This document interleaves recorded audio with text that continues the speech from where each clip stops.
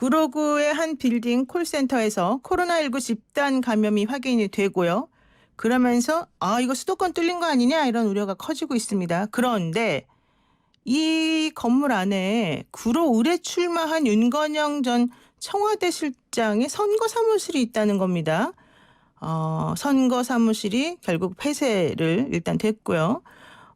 자가격리에 이 윤건영 전 청와대 실장이 들어갔습니다. 어떤 상황인지 직접 연결을 해서 이야기 한번 들어보겠습니다. 더불어민주당 서울 구로울 후보 윤건영 전 청와대 국정상황실장 연결돼 있습니다. 실장님 안녕하세요. 네, 안녕하세요.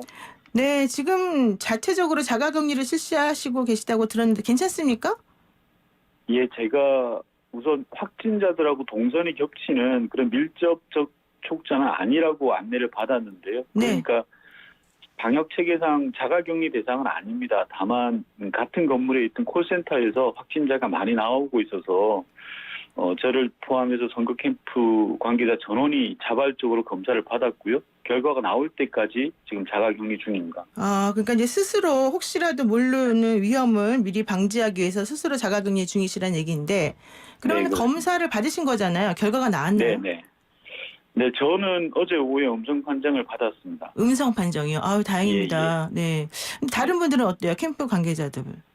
캠프 자원봉사자들은 아직 나오지 않았고요. 오늘 중으로 결과가 다 나올 걸로 예측됩니다. 그래도 뭐 후보가 음성이면은 캠프 관계자들도 좀 음성일 가능성이 높을 거다 생각은 듭니다만은 네. 확진자가 발생한 콜센터랑 그 후보님의 선거 사무실이 많이 가까이 있습니까? 저희 선거 사무실은 6층이고요. 네. 확진자가 나온 콜센터는 11층에 있습니다. 그러니까 사실 저희가 11층에 갈 일은 없는데 아울러서 이제 건물 자체가 엘리베이터를 짝수층, 후수층으로 분리해서 운영합니다. 네. 그래서 저희가 그 콜센터 직원들하고 마주칠 가능성은 좀 낮은 편입니다. 다만 그 건물에 같은 콜센터 업체 사무실이 다른 층에도 있습니다. 그래서 좀 심각한 상황이라 저희가 선제적으로 검사를 받은 겁니다. 그렇군요. 그 구로 콜센터 얘기 좀 잠깐 할게요. 그쪽에 지금 80여 명 정도가 확진자로 분류가 되고 있다 이러면서 사실은 서울시 그 최대 집단 감염 사례가 되고 있는데요. 콜센터 직원들의 업무 특성상 마스크를 이제 쓰지 않고 근무하는 게 일반적이지 않습니까? 네. 이것 때문에 사실 좀 문제가 더 커지고 있다 뭐 이런 얘기도 나오던데 어떻습니까?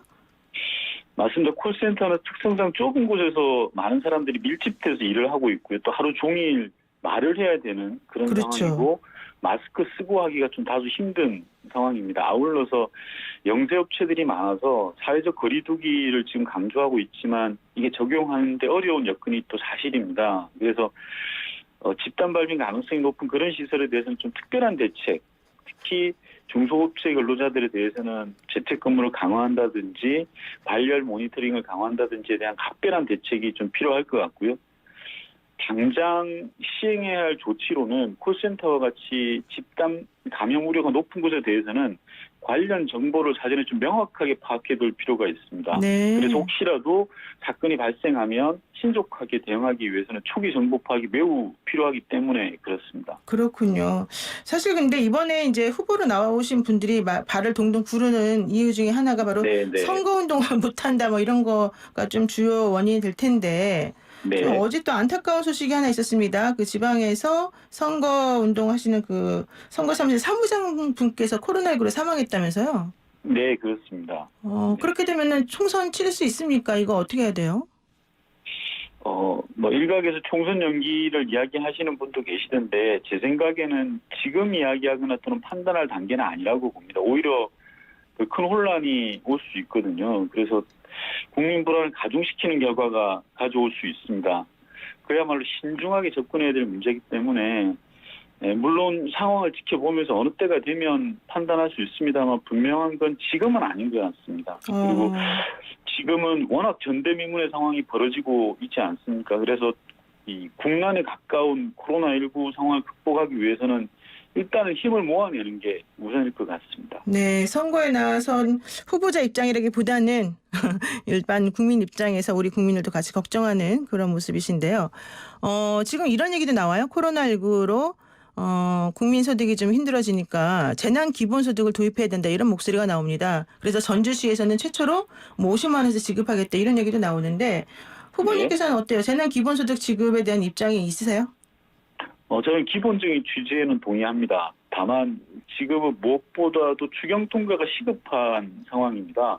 추경은 시기를 생명이거든요. 네. 때를 놓치면 효과를 반감할 수밖에 없습니다. 작년에 추경 처리하는데 야당 반대로 4개월이 걸렸는데요. 이번에 그리 되면 절대 안 되고 우선 급한 불부터 끄는 게 필요할 것 같고요. 다만 제가 알기로는 이번 추경에 재난기본소득의 취지가 반영된 핀셋 지원 대책이 들어가 있는 걸로 알고 있습니다. 네. 예를 들어서 저소득층이라든지 특별돌봄, 일자리 쿠폰 등이 한 2조 4천억 정도 된다고 합니다. 따라서 추경을 좀 빨리 통과시키고요. 재난기본소득 같은 경우에는 사회적 공론을 모아서 나갈 필요가 있다고 생각합니다. 그런데 야권에서는 이거 포퓰리즘이다. 선거철 다가오니까 이런 식으로 하는 거 아니냐. 뭐 이런 비난도 있어요. 네.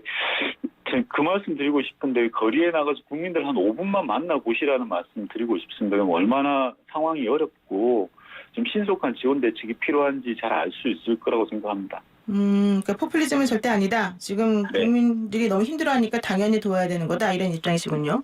네, 그렇습니다. 좋습니다. 이제 민주당 사정도 한번 좀 알아볼게요. 그 더불어민주당이 4.15 총선에서 사실은 이제 준연동형 비례대표제를 소위 4+1 협의체랑 같이 통과시켰어요. 그런데 그러다 네네. 보니까 비례연합정당 얘기를 안 할 수가 없게 됐습니다. 미래한국당 때문에. 어떻게 네. 보세요? 우리 후보는. 예. 우선 당 지도부가 당원 투표를 통해서 총의를 모아내겠다라는 방침을 밝혔습니다. 결국 당원들이 집단 지정을 통해서 합리적인 선택을 하실 걸로 저는 그렇게 생각합니다. 그런데 그동안에 사실은 그 미래한국당과 같은 위성정당 혹은 비례정당에 대해서 민주당이 꼼수 정당이다 이러면서 좀 비난을 네, 많이 네. 하지 않았나요? 네, 그렇습니다. 네. 그렇지만 그럼에도 불구하고 선택을 할 수밖에 없다 이렇게 보세요? 저는 뭐 비례연합 정당이든 뭐든 미래통합당의 꼼수 정치는 반드시 막아야 된다고 생각합니다. 네. 만약에 미래통합당의 꼼수 정치가 원칙을 이기게 된다면 그 미래통합당이 일당이 되고 그럼 다시 이명박근혜 시절로 돌아가는 그런 상황이 될지도 모릅니다. 소수가 국정을 농단하는 그런 시절로 돌아갈 수는 없다고 생각하고요. 국민들이 촛불 들고 이런 많은 개혁들이 다시 물거품 되는 거는 볼 수 없는 거 아닌가 그런 생각을 하고 있습니다. 그러니까 꼼수 정당인 거는 맞지만 그래도 상대방이 그렇게 나오면 우리도 그렇게 해야 된다 이렇게 보시는군요. 구체적 방안에 대해서는 앞서 말씀드린 것처럼 당원들이 집단 지성을 가지고 합리적 선택을 하실 걸로 생각합니다. 네, 그렇군요. 좋습니다. 구로을에 지금 출마를 하신 거잖아요. 네. 지금 3선의 미래통합당 김용태 의원이 강력한 후보로 지금 그 자격 공천 돼 있는데 어떻게 생각하세요? 김용태 의원님은 국회 경험도 많고요. 중진 의원이시고 미래통합당에서는 나름 합리적인 입장을 가지고 계신 그런 분이었습니다. 평소 좋은 이미지를 갖고 있습니다. 이번에 좀 다소 실망스러운 부분이 있었는데 김 후보님께서 저를 떨어뜨리기 위해서 지역구를 바꿔서 출마를 한다라고 말씀하시던데 그건 좀 제 생각에는 양천구는 물론 구로구 주민 모두를 무시하는 그런 말씀이라고 생각되는데요. 국회의원은 누구를 떨어뜨리기 위해서 되는 자리나 출마하는 그런 건 아니라고 생각하기 때문입니다. 근데 김용태 의원은 사실은 이제 뭐 구로을에 공천되기 전에 본인의 지역구가 양천이었는데 미리 그때부터 나는 양천에서는 안 나간다 이런 얘기를 원래 하지 않았나요? 그러니까 굳이 네. 뭐 윤건영 이 후보를 떨어뜨리기 위해서 나갔다라고 보긴 좀 곤란하지 않습니까? 김 후보님 본인께서 그렇게 출사표를 던지고 구로로 출마를 하셨습니다. 요번에요. 예. 그 김용태 의원이 이제 저희 프로그램에 출연을 하셔서 네. 선거 전략인지 뭔지 잘 모르겠지만 어쨌든 윤 실장에게 지금 질문을 던졌습니다. 문재인 정부가 잘한 거 3가지만 말해라 이런 얘기였거든요. 대답을 해주신다면. 네. 좀 답답한 생각이 드는데요. 그 3가지를 말씀 못 드리는 게 아니라 앞서 우리가 말씀 나눈 것처럼 좀 어제 구로 콜센터 집단 감염 사태가 발생했고 구로 주민들 입장에서는 굉장히 불안하고 심리적으로 위축되는 상황인 건데 그런 시기에 꼭 그렇게 정치적 공격을 하는 게 맞냐. 저는 선거 때는 솔직히 공격할 수 있다고 생각합니다. 그런데 때를 가려서 해야 되는데 어제는 좀 아니었던 것 같고요. 네. 만약에 구로 주민들이 저하고 김용태 후보가 그런 정치적 공방을 벌리는 걸 라디오 방송을 들으면 어떤 생각이 들까라는 생각을 해봤을 때는 우선은 집단 감염이라는 콜센터 집단 감염이라는 비상한 상황을 극복하는 데 집중하고 정치적 공방은 그 다음에 얼마든지 할 수 있다 그렇게 생각합니다. 그러니까 지금은 우리가 뭐 지금 선거운동 이런 것 때문에 싸울 때가 아니라 힘을 좀 합쳐야 네. 되는 때다. 그런데 네. 김용태 의원처럼 이렇게 삼선의 중진 의원이 지금 타이밍을 좀 못 맞춘 발언하는 건 좀 섭섭하다 이런 얘기신 거예요? 섭섭하기보다도 주민에 대한 예의가 아닌 것 같습니다. 그렇군요. 이제 저희 그 김용태 의원 같은 경우는 저희 방송에 월요일 날 출연을 하셔서 이제 말씀하셨는데 사실 저희 방송에서만 말씀하신 건 아니에요. 다른 방송에서나 인터뷰에서도 네. 문재인 정부 심판론을 이번 선거에서 본인이 조금 적극적으로 얘기하겠다 이런 얘기를 했어요. 뭐 저는 충분히 할 수 있는 이야기라고 생각합니다. 다만 브로그에서 80여 명의 집단 발병 사태가 난 지금 시기까지 그렇게까지 하실 필요가 있냐 이 말씀을 드리는 겁니다. 아, 그렇군요. 그런데 사실은 이제 윤 실장의 가장 장점이라고 하면 장점일까 또 특징이라고 하면 특징일까 문재인 대통령의 복심이다 이런 얘기가 사실은 있지 않습니까? 네. 청와대 국정상황실장을 역임한 입장에서 좀 네. 본인이 어쨌든 이 김용태 의원의 얘기라던가 아니면 국민에게 혹은 구로 쪽에 계시는 주민들에게 하시고 싶은 말씀이 있다면 어떻게 말씀하시겠어요? 지금은 코로나19 극복이 무엇보다 최우선 과제라고 생각합니다. 코로나19 극복을 위해서는 여야가 필요가 없고요. 모두가 힘을 합쳐야 된다고 생각을 합니다. 우선 정부가 다소 이렇게 신뢰감 없이 일을 추진할 것처럼 보일 수도 있는데요. 우선은 정부를 믿고 코로나19 극복에 집중을 하고요. 코로나19 극복을 잘했냐 못했냐 이런 평가는 다 수습한 다음에 모든 일이 해결된 다음에 하는 게 어떨까. 지금은 모두 힘을 모아서 코로나19 국난 사태를 극복하는 데 집중하자 이 말씀을 좀 드리고 싶습니다.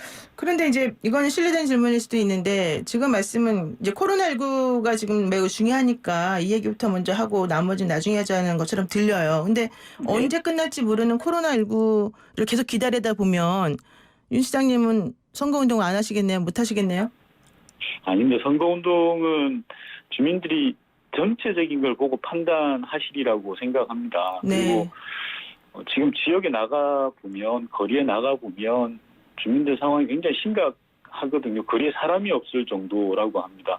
며칠 전에는 택시업계 종사자분을 뵀는데 거리에 사람 자체가 아예 나오지 않는다는 거고 식당에 가봐도 사람이 없습니다. 하루에 손님 2분이 오셨다는 것도 제가 봤습니다. 그런 상황을 우선 극복하자라는 말씀의 지시를 드린 겁니다. 네, 그렇군요. 그럼 만약에 지금 이제 코로나19가 끝났다고 치면 네. 이제 어떻게 하시겠어요?